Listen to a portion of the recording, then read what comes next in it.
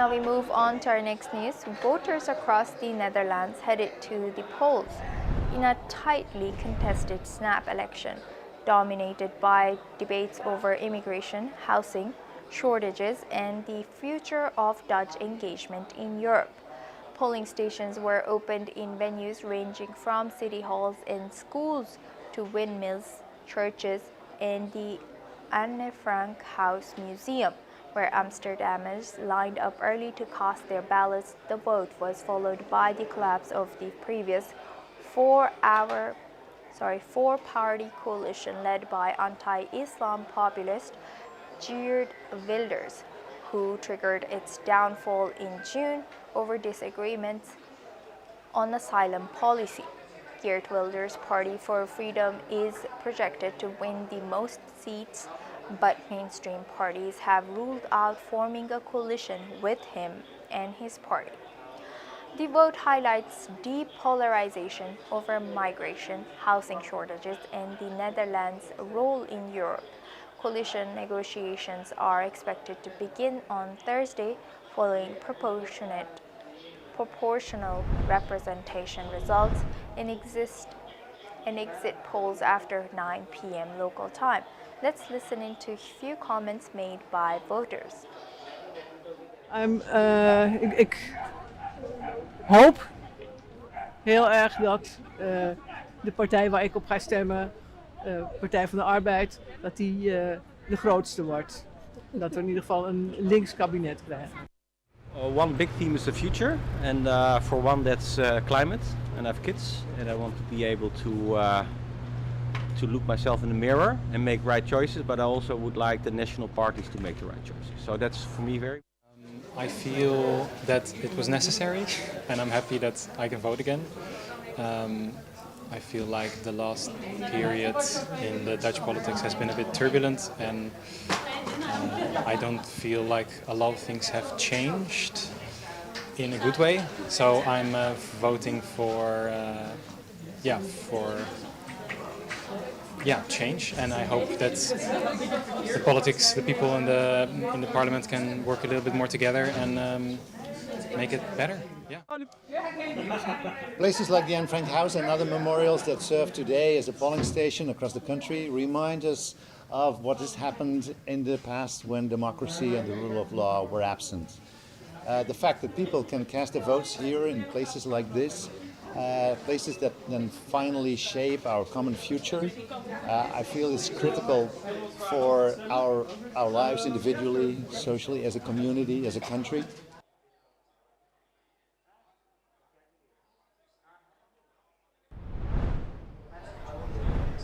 Now we move on and we stay in this region. Here, the election in Amsterdam is being closely watched as a barometer for the strength of the far right across Europe.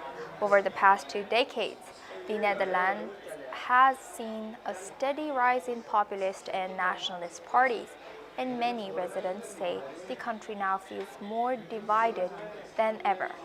Let's now listen into what some young people on what they think about the elections.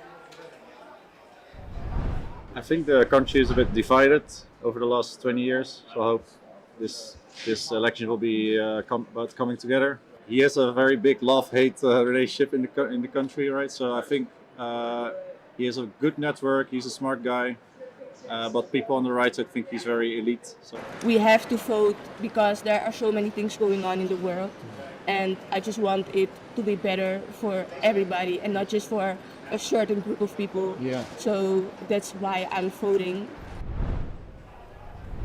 Now, on the anniversary of the last year's devastating floods in Valencia, President Carlos Mason has acknowledged shortcomings in the region's response. More than 230 people lost their lives in the disaster. Mason has admitted that while officials faced unimaginable circumstances. Let's listen in.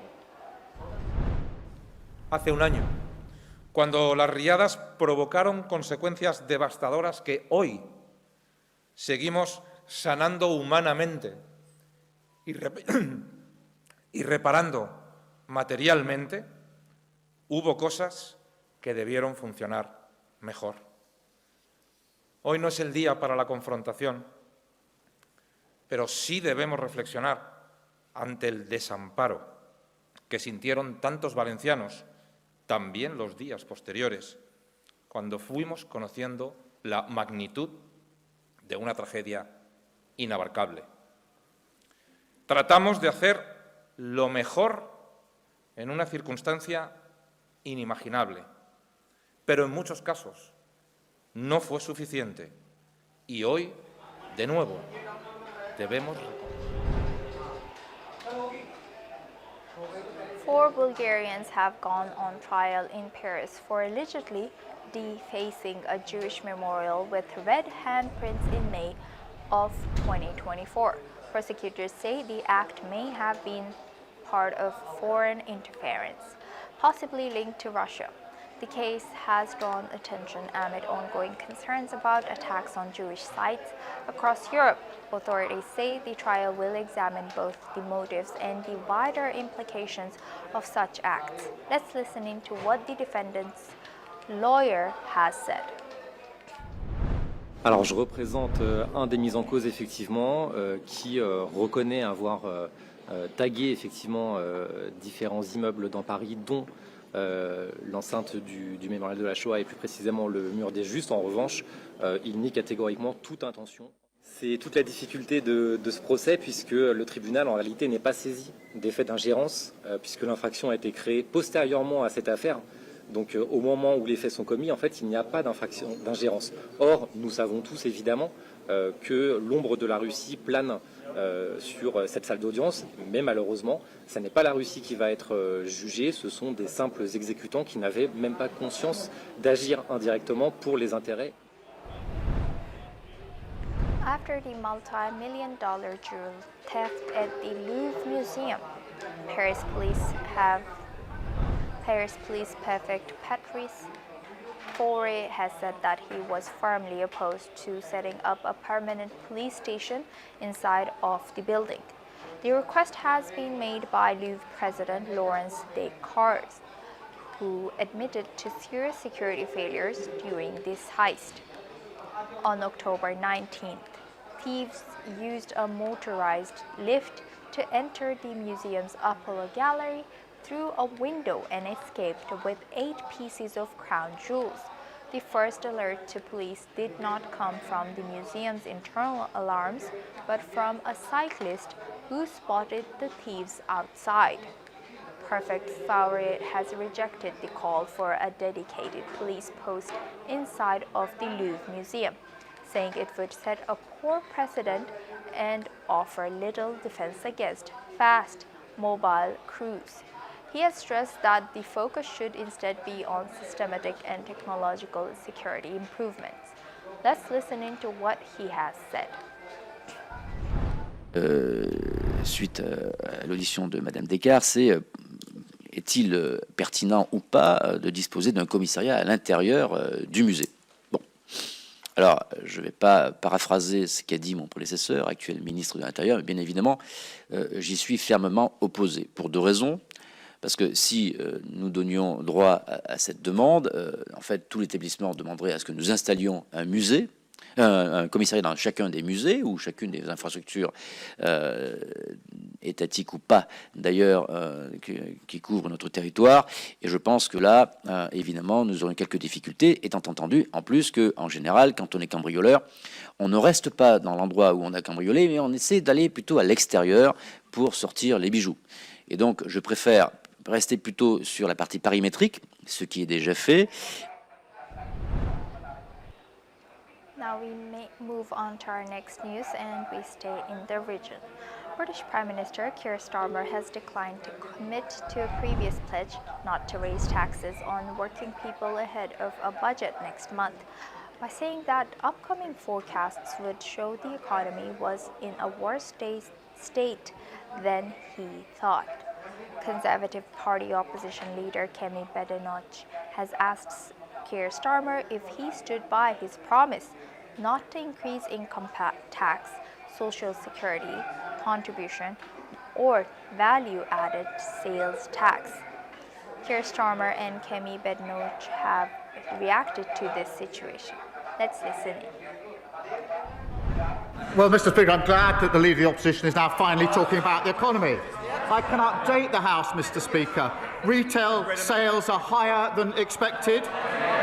Inflation is lower than expected. Growth has been upgraded this year. And, Mr. Speaker, the UK stock market is at an all-time high.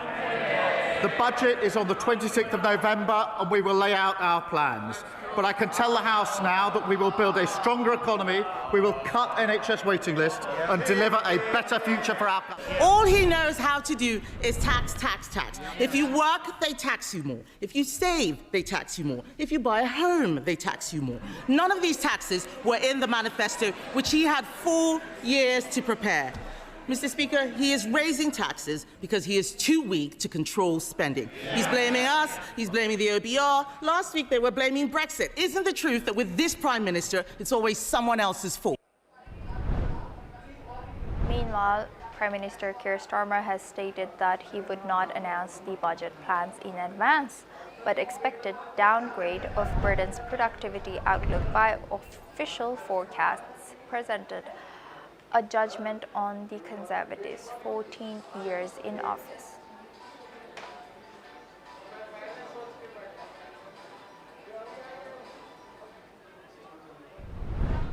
То, что вы делаете, то, что делают ваши боевые товарищи, наши бойцы, офицеры, это важнейшее дело, которым занимается сейчас страна, обеспечивает свою безопасность, безопасность наших людей на длительную перспективу. Но не менее важно то, что мы за решением вот этих важнейших текущих проблем все-таки не забываем и о совершенствовании и укреплении нашего стратегического потенциала. Тоже слышали наверняка, совсем недавно была испытана новая новейшая ракета неограниченной дальности с ядерной двигательной установкой. Она имеет безусловные преимущества. Мы можем гордиться достижениями наших ученых, специалистов, инженеров. As you've seen, Russian president stated that Russia had tested a Poseidon nuclear-powered super-autonomous torpedo and that it had been a great success. There are few confirmed details about the Poseidon in the public domain, but it is essentially an autonomous nuclear-capable torpedo, which is capable of triggering radioactive ocean swells to render coastal cities uninhabitable. Putin has reacted to the situation. Let's listen in.